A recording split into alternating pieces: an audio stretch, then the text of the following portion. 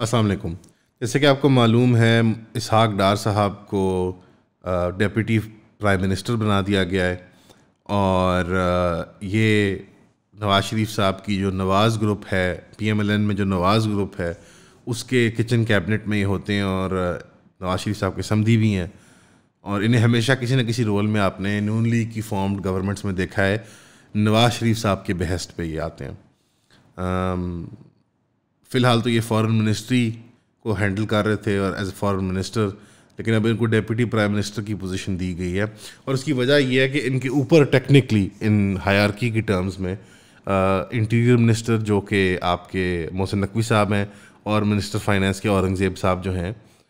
वो इनसे ऊपर आते हैं और आम तौर पे ये समझा जाता था इनमें से कोई पोजीशन जो है वो राना सनाउल्लाह और इसहाक डार साहब ऑक्यूपाई करेंगे। लेकिन लग ये रहा है कि पीएम शहबाज शरीफ साहब जो हैं वो इस वक्त इस्टेब्लिशमेंट के ब्लू आइड्स को और उनकी जो किचन कैबिनेट है उनको लेके चल रहे हैं। तो नवाज़ ग्रुप की तरफ से ये एक प्रेशर टैक्टिक के तौर पे आपको नज़र आ रहा है, क्योंकि डिप्टी प्राइम मिनिस्टर का जो ओहदा होता है ये एक प्योरली सेरेमोनियल ओहदा होता है और ये मुल्क में 4 दफ़ा, अब की चौथी बार ये इख्तियार लिया जा रहा है और ये इसहाक डार साहब चौथे डिप्टी प्राइम मिनिस्टर होंगे मुल्क के खुदादाद इस्लामिक रिपब्लिक ऑफ पाकिस्तान के। इनसे पहले 3 रह चुके हैं जिनमें सर फहरिस्त जो हैं वो जुल्फ़िकार अली भुट्टो साहब ख़ुद हैं, थोड़ी सी एक देर के लिए थे वो। उनके बाद नुसरत भुट्टो साहिबा और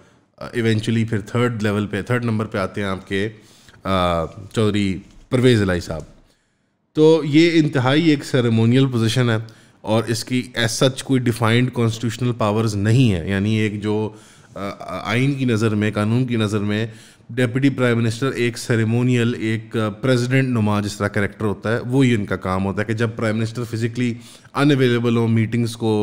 और डेलीगेशंस को अटेंड करने के लिए, तो डिप्टी प्राइम मिनिस्टर वहाँ पे आ सकते हैं। लेजिस्लेशन के एतबार से, रूल ऑफ लॉ के एतबार से, कानून के एतबार से आई कांट रियली से इस वक्त के अगर कोई मज़ीद पावर्स जो हैं वो लेजिस्लेट कर दी जाए डिप्टी प्राइम मिनिस्टर के लिए। लेकिन ऑन फेस वैल्यू ये लगता है कि ये एक पावर स्ट्रगल चल रही है बिटवीन जो नून लीग का या पीडीएम का वो हिस्सा है जो इस्टेब्लिशमेंट के साथ मिल के चल रहा है और वो हिस्सा जो अब एक अलग बयानिया, अलग एक अपनी आपके लिए नीश बनाना चाहता है। नवाज़ शरीफ साहब हमेशा इन मामलों में अड़ फंस जाते होते हैं इस्टेब्लिशमेंट के साथ और ये एक ट्रैक रिकॉर्ड है उनका, उनकी पॉलिटिकल हिस्ट्री का। और ये बात वाज़ेह हो रही है कि वो शहबाज शरीफ साहब को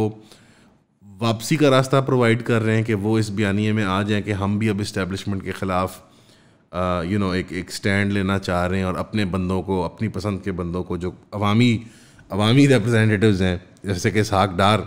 उनको सामने लाया जाए। और ये अफवाहें हैं कि अब वो नए इलेक्शन करके या जिस भी तरीके से वो अब फिर प्रेसिडेंट बनेंगे नवाज़ शरीफ साहब मुस्लिम लीग नून के। ये जो मनूवर्स और ये जो मूवमेंट्स हो रही हैं ये हमारी पॉलिटिकल इलीट के लिए तो शायद ये बाएं हाथ का खेल हो और ये रोज़मर्रा का उनका मशगला हो, लेकिन हमारे आम आदमी के लिए इस सर्कस के अंदर जो पिछले 2.5-3 साल से लगा हुआ है इस मुल्क के अंदर, पहले इमरान खान साहब को रिमूव करने में, फिर जब रिमूव करने के बाद उनको अरेस्ट करने में जो इतनी तगो-दौ लगी और अरेस्ट करने के बाद 9 मई का रद्द अमल, उसके बाद ये 8 फरवरी के इलेक्शन, इस 2.5 साल ऑफ अनसर्टेनिटी के अंदर हमने बहुत बहुत बहुत ज़्यादा इकोनॉमिक डैमेज लिया है और वो हिट सारी की सारी अवाम को हर लेवल पे फील हुई है। एम्प्लॉयड तबका हो, स्मॉल बिजनेसेस हों, सर्विस सेक्टर में हों, प्रोडक्शन में हों, आप कोई भी काम कर रहे हैं आप इससे महफूज नहीं रह पाए। तो इस वक्त जब पाकिस्तान किसी भी किस्म की क्लियर सिचुएशन में नहीं खड़ा हुआ कि वो IMF वाले प्रोग्राम वाले रास्ते पर चलने लगा है, उसको वेस्टर्न यानी अमेरिकन बैक बेल आउट मिलने लगा है माली, या वो फाइनली अपने पैर पे खड़ा हो के चाइनीज़ के साथ मिल के CPEC और बेल्ट एंड रोड वाले रास्ते पे चलने लगा है, तो अब ये आपस में जो इनकी ये आप कह लें फ्रिक्शंस हैं कि सीट पे कौन बैठेगा और सबसे बड़ा ताज किसके सर पे सजेगा, ये इनकी पॉलिटिकल मनूवरिंग्स मुझे तो देख के गुस्सा आता है टू बी फ्रैंक। और मुझे लगता है कि हमारी कौम की 250 मिलियन लोगों की, 25 करोड़ लोगों की डेस्टिनी के साथ खिलवाड़ होता है, क्योंकि एक कौम की एक डेस्टिनी होती है, कलेक्टिव एक विजन होता है कि हम जिस कौम का हिस्सा हैं, यानी बहैसियत पाकिस्तानी मुस्लिम सिविलाइजेशन का हम एक बहुत बड़ा विंग है, यानी in terms of population, resources, military power, social organization की कैपेबिलिटी। तो वो बड़ी डिप्रेसिंग सी एक पिक्चर सामने आती है कि किन लोगों के हाथ में हमारे अफेयर्स, हमारे डे टू डे आप कह लें मैनेजमेंट का निज़ाम और हमारी पॉलिटिकल एक्सप्रेशन का निज़ाम किन लोगों के हाथों में है। तो अल्लाह करे ये एक मकबूल मूव हो नून लीग वालों के लिए, उनके लिए अल्लाह खैर करे। और अगर नवाज़ शरीफ साहब ये इस मूवमेंट के ज़रिए इसहाक डार साहब को नवाज के एक प्योरली सेरेमोनियल पोजीशन दे के अगर वो कोई पॉलिटिकल मनूवरिंग करके अपना एक नया बयानिया बनाते हैं कि नहीं मेरे से तो 2018 में ज़्यादती हुई थी, तो लिहाजा मैं 2024 में ज़्यादती करके वापस आया, तो एक ज़्यादती और एक ज़्यादती बराबर हो गई हैं, तो अब मैं अवामी एक रिप्रेजेंटेटिव के तौर पे बन के इस्टेब्लिशमेंट को कंट्रोल करने की कोशिश करूँगा। इस सारी सूरत हाल के अंदर वो शरियार अफरीदी साहब की जो मेरे ख़ालबन परसों स्टेटमेंट आई थी वो मेरे जहन में बार बार आती है कि कितनी फ़नी बात है कि एक सिटिंग गवर्नमेंट यानी मिनिस्टर तो नहीं, ओहदेदार की जो इलेक्टेड रिप्रेजेंटेटिव है और एक अवाम के ठीक ठाक हिस्से को रिप्रेजेंट करता है, वो ये कह रहा है कि अनकरीब हम DGISI या चीफ हाफिज़ आसिम मुनी साहब के साथ मीटिंग करके किसी न किसी कानूनी लाइन के ऊपर बुनियाद पे एग्री करके हम कॉम्प्रोमाइज़ कोई कर लेंगे। और पिछले दिनों जो स्टेटमेंट दी थी शेर अफजल मरवत साहब ने कि अगर आइनी और कानूनी किरदार में इस्टेब्लिशमेंट आएगी यानी सिविल ब्यूरोक्रेसी और मिलिट्री ब्यूरोक्रेसी, तो फिर हम उनके साथ कोई ना कोई अग्रीमेंट पे आ सकते हैं। और ये इमरान खान साहब की तरफ से वो तर्जमानी कर रहे हैं। तो इस सारे के अंदर इन ताकतवर हलकों को इसके ऊपर एक नज़र दौड़ानी चाहिए कि आम आदमी का, हमारा मिडिल क्लास का, अपर मिडिल क्लास का, even lower parts of the elite class में कारोबार धंधा बंद है और लग ये रहा है कि बहुत बड़ी कैपिटल फ़्लाइट हो रही है और होती रहेगी पाकिस्तान से। गालिबन फिगर सामने आए हैं, फवाद चौधरी साहब ने भी इसको ट्वीट किया था कि 12 अरब डॉलर जो हैं, जहां हम 1 अरब के लिए तरस रहे हैं, सरकार जो है हमारी 12 अरब डॉलर सिर्फ और सिर्फ 2 साल में दुबई की प्रॉपर्टियों में इन्वेस्ट किए गए हैं पाकिस्तान की तरफ से। अब जाहिर बात है कि मेरे और आपके तो नहीं है,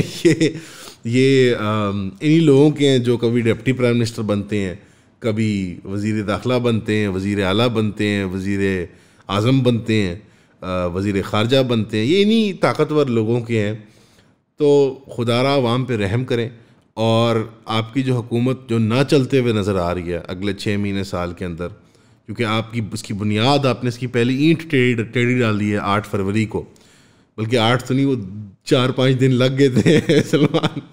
वो 8 के बाद 4 दिन 5 दिन के अभी अनाउंस होगा तो ऐसे होगा तो वैसे होगा। चले 8 फरवरी की शाम को जो आपने ऐलान किया था मॉडल टाउन में, उसकी बुनियाद पे आपने ये हुकूमत बनाई है। तो इस सब के अंदर बहैसियत एक आम शहरी में यही मशवरा कर सकता हूँ, अगर कोई पावर का ऑर्डर में सुन रहे हैं, आम लोगों में से कुछ सुन रहे हैं, तो आप अवामी मैंडेट को सामने आने दें। मैं री इलेक्शंस की बात नहीं कर रहा, बट फेयर प्लेइंग ग्राउंड की बात कर रहा हूँ। इट इज़ इनेविटेबल कि इमरान खान साहब जो हैं, जो कि एक ठीक ठाक साइजेबल पॉपुलेशन की मकबूलियत हासिल कर चुके हैं, कि उन्हें वापस बाहर ये जो अजीब व गरीब से चार्जेस उनके ख़िलाफ़ लगाए गए हैं उनको उनकी बुनियाद पर रिलीज़ किया जाए और वो एक आम जो एक पॉपुलर पॉलिटिक्स है उसके अंदर इन्वॉल्व हैं। वरना ये पॉलिटिकल प्रोसेस चोक होल्ड में रहेगा। पॉलिटिकल प्रोसेस चोक होल्ड में होगा तो खारजा पॉलिसी कोई अच्छी नहीं बन सकती आपकी। ना आप IMF के जोगे रहेंगे या वेस्टर्न बेल आउट के जोगे रहेंगे, ना आप चाइनीज़ बेल आउट के जोगे रहेंगे। तो ये सारी चीज़ें आपस में इंटरलिंक्ड हैं, डोमेस्टिक पॉलिसी से लेकर फॉरेन पॉलिसी तक। तो इकनॉमिक खुशहाली के लिए, जो कि फंडामेंटल राइट होता है हर इंसान का अपनी डेस्टिनी डिटरमिन करने में, कि वो कुछ बुनियादी जो ज़रूरियात ज़िंदगी हैं वो अपनी पूरी करे और इज़्ज़त से ज़िंदगी जिए, उसके लिए सर्टेनिटी रिक्वायरमेंट होती है। अनसर्टेनिटी की हालत में जहाँ पे कॉन्स्टेंटली ये पॉलिटिकल मनूवरिंग इवन पार्टी की विदिन हो रही है, नून लीग की, इवन PDM की विदिन हो रही है, PDM 2 के विदिन,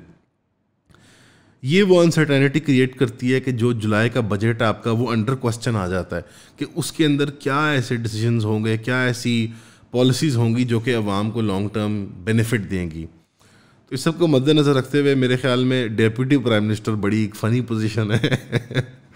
और इसहाक डार साहब को मुबारक हो। शुक्रिया साथियों। अस्सलाम वालेकुम। इयॉन का आपसे वादा है कि हम कभी भी किसी का आपको पेड चूरन नहीं बेचेंगे और अपने कंटेंट को मेयारी रखेंगे। जैसे कि आपको पता है कि ऑनलाइन स्पेस के अंदर कंटेंट क्रिएटर्स जो हैं वो बहुत मुख्तलिफ शक्लों अक़साम के हैं और वो अजीब अजीब किस्म का चूरन बेच रहे होते हैं। पेड पॉडकास्ट होती हैं, स्पॉन्सरशिप्स होती हैं, वगैरह वगैरह। तो हम कभी भी आपको चूरन नहीं बेचेंगे। अगर ऐड भी दिखाएंगे किसी प्रोडक्ट का तो कोशिश होगी कि वो एक जय्यद प्रोडक्ट हो जो इससे आप आप इस्तेफाज़ा ले सकते हैं और कोई किसी काम की चीज़ हो। तो हमारी 2 जायज़ अर्निंग के सोर्सेज हैं कि हम ऐड चला सकते हैं और आप जो मेंबरशिप्स परचेज करते हैं, इसमें आपकी सपोर्ट हमें दरकार है। हमारी वेबसाइट खोल के हमारी मेंबरशिप परचेज कर सकते हैं आप, जिसके अंदर 4 लाइव जूम सेशंस हैं और मज़ीद इंशाल्लाह ताला हम कंटेंट उसके अंदर ऐड करते रहेंगे। वैसे जो आप पब्लिकली कंज्यूम कर रहे हैं हमारा कंटेंट किसी भी प्लेटफॉर्म के ऊपर, ये अभी भी फ्री है और लॉन्ग टर्म भी इंशाल्लाह ताला फ्री ही रहेगा। तो अगर आप वेबसाइट खोल के हमारी मेंबरशिप लेंगे, जो उसकी मुकर्ररा फीस है अगर आप वो अदा कर दें या उससे बढ़ के, that would be nice. Bye bye.